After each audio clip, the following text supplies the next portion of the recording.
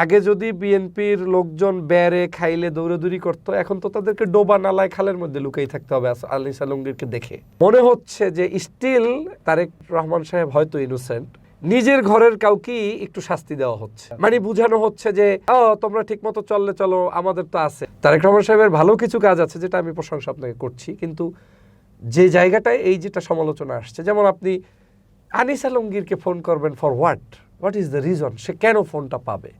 একটা মানুষ যখন ফোন পায়, সে ফোনটা পাওয়ার সাথে সাথে রাষ্ট্র জেনে যায় যে এই লোকটাকে অমুকে ফোন দিয়েছে।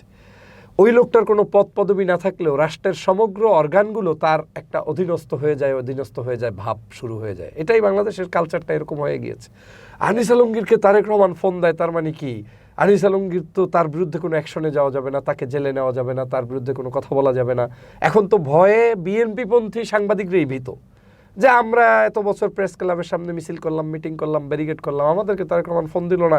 আনিস আলমগীর ওই সময় আমাদের মিছিলে বাধা দিল, আমাদের লেখার বিরুদ্ধে লেখা লেখলো, আমাদের এই ফ্যাসিবাদের বিরুদ্ধে আমরা লড়াই করছি আর তিনি ফ্যাসিবাদের পক্ষে ছিলেন, সেই লোকটারই তারেক রহমান ফোন দিচ্ছে। তার মানে কি? এখন তো আগে যদি বিএনপির লোকজন বেড়ে খাইলে দৌড়াদৌড়ি করতো, এখন তো তাদেরকে ডোবা নালায় খালের মধ্যে লুকিয়ে থাকতে হবে আনিস আলমগীরকে দেখে। কারণ আওয়ামী লীগের সময় তো তারা কোনো রকম পার পেয়েছে, আর এখন তো আওয়ামী লীগের লোককেই ফোন করে আপনি সেই পরিবেশটা তৈরি করে দিলেন।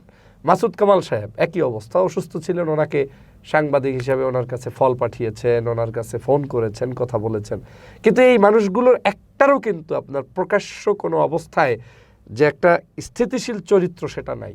স্থিতিশীল চরিত্র বলতে আপনি কি বোঝেন? What do you mean by character? ক্যারেক্টারটা হবে এরকম যে আমি আদর্শের জায়গায় অটল, দেশপ্রেমের জায়গায় অটল, কিন্তু আমি আমার বিশেষ কিছু স্বার্থ ও প্রয়োজনে ছেড়ে দিব। আমি মন্ত্রিত্ব পাবো, হয়তো পেলাম না, আমি এমপিত্ব পাবো, হয়তো ফর দ্য টাইমিং আমি পেলাম না, কিন্তু আমি আমার আদর্শ থেকে চলে যাইনি। জনগণ কোন আদর্শটা চায়? আনিস আলমগীররা, মাসুদ কামালরা কি জনগণের আদর্শ নিয়ে একটা কথা গত 16 বছর বলতে পেরেছে? বা ইনিয়ে বিনিয়ে কি নিয়ে এটা সেটা বললেও কোনো থিম কি জনগণের সাথে উপস্থাপন করতে পেরেছে? পারে নাই। তো সেই জায়গা থেকে আমি মনে করি বরং বাংলাদেশে প্রথম কলটা যদি দেওয়া উচিত ছিল, তাহলে মজলুম সাংবাদিক আমার দেশ পত্রিকার জনাব মাহমুদুর রহমান সাহেবকে ফোন দেওয়া উচিত ছিল, না হলে উচিত ছিল আবুল আসাদ সাহেবের মতো সাংবাদিক, উনি বেঁচে তো আছেন, হ্যাঁ, ওনার কাছে ফোন দেওয়া উচিত ছিল।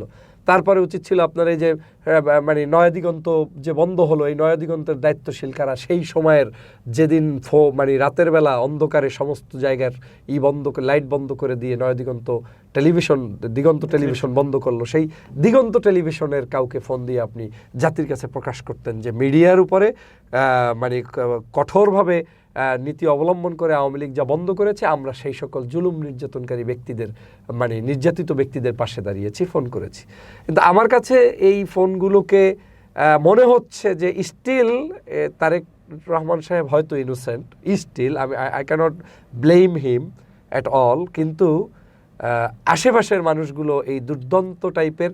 এটা দুইটা কারণ হইতে পারে। একটা হইতে পারে যে ওদেরকে ফোন দিয়ে নিজের ঘরের কাউকে একটু শাস্তি দেওয়া হচ্ছে, মানে বুঝানো হচ্ছে যে তোমরা ঠিক মতো চললে চলো, আমাদের তো আছে, আমরা তো বি টিম দিয়ে কাজ করতে পারবো, আমাদের সাথে তো লোক আছে। না ভাই, আপনার নিজের লোকগুলোকে প্রমোট করেন।